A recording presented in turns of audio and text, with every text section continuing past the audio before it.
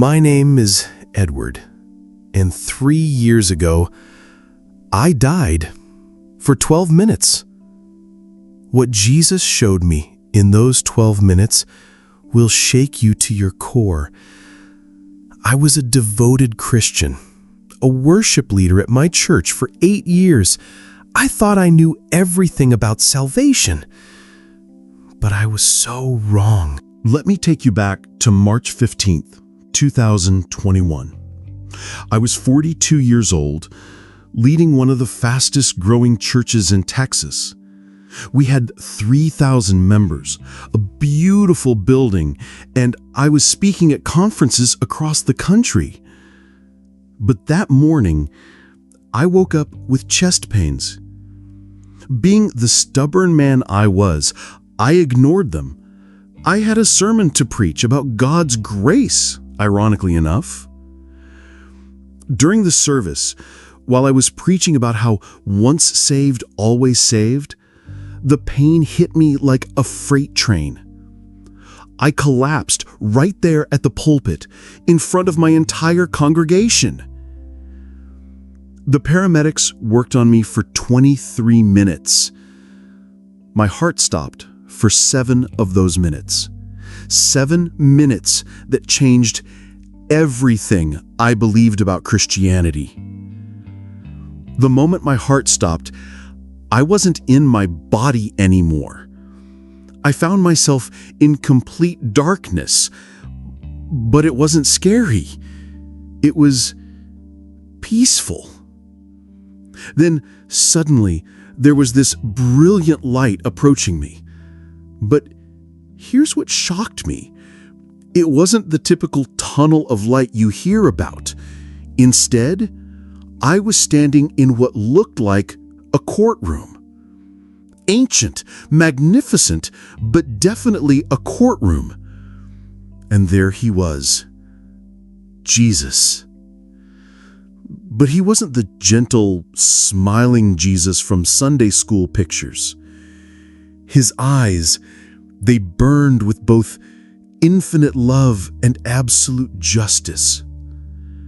When he spoke, his voice shook my very soul. Edward, you've been teaching my people, but you've been teaching them to sin against me every single day. I was confused. Lord, I've preached the gospel faithfully.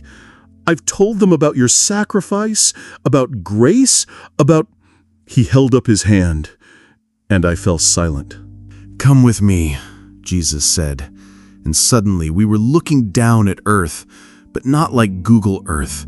We could see into people's hearts, into their daily lives, into their prayers. Look, he commanded, and I saw millions of Christians around the world, in their churches, in their homes, at their jobs. They were praying, reading their Bibles, serving in ministries. These are good people, Lord, I said. They love you. Look closer, Edward. Then I saw it. In their prayers, in their Bible reading, in their service, there was something missing, something crucial.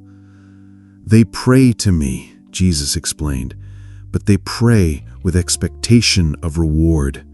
They serve me, but they serve for recognition. They read my word, but they read it to feel good about themselves, not to be transformed by it.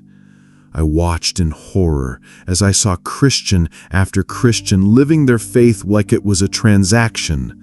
Good deeds in, blessings out. Prayer in, answered requests out. Service in, status out. But Lord, I protested, isn't that just human nature? His expression grew stern. Edward, this is the sin I'm talking about. It's not murder, it's not adultery, it's not theft. It's conditional love. Every hour, thousands of my followers die and come before my throne. They expect to enter heaven because they believed in me, because they did good works, because they followed the rules. But their love for me was conditional. They loved me because of what I could do for them, not because of who I am. They served me because it made them feel righteous, not because they truly surrendered their hearts to me. I watched as scene after scene unfolded.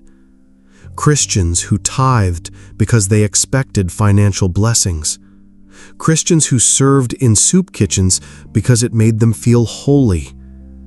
Christians who prayed because they needed something, not because they wanted relationship. Their faith, Jesus said sadly, was all about them, not about me. The weight of this revelation crushed me. I thought about my own ministry, my own prayers, my own motivations. How often had I preached about what God could do for people rather than calling them to lose themselves completely in Him? This is why the path is narrow, Edward. Not because I make it difficult, but because so few are willing to love me without conditions, to follow me without rewards, to surrender everything without expecting anything back. But Lord, I asked, how can people know if their love is conditional? Jesus looked at me with those burning eyes. Ask them this: if I never answered another prayer, if I never blessed them again, if following me only brought suffering and loss, would they still choose me? Ask them, do they love me more when life is good? Do they doubt my goodness when things go wrong? Do they serve me harder when they want something? Do they get angry when I don't respond the way they expect? Edward, unconditional love means loving me in the darkness just as much as in the light. It means serving me when no one is watching. It means choosing my will even when it costs them everything they want. I realized with horror that I had been teaching people to love God conditionally for 15 years. I had made Christianity about benefits, not about surrender. You have to go back, Jesus said. You have to warn them. The harvest is great, but the workers who truly understand unconditional love are few. But Lord, who will believe me? This goes against everything most churches teach today. Edward, many are called, but few are chosen. Not because I don't choose them, but because few are willing to be chosen unconditionally. Those who have ears to hear will hear. Suddenly, I felt this incredible pulling sensation, and I was back in my body.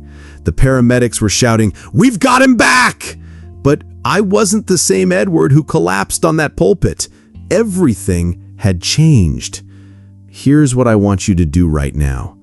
Ask yourself, if God never gave me another blessing, if He never answered another prayer, if following Jesus only brought me hardship, would I still choose Him? If you hesitated even for a second, you need to examine your relationship with God. Because conditional love isn't love at all, it's transaction. Jesus doesn't want your bargaining, He wants your heart completely, unconditionally. The question isn't whether you're saved. The question is, do you love Him because of who He is or because of what He does for you?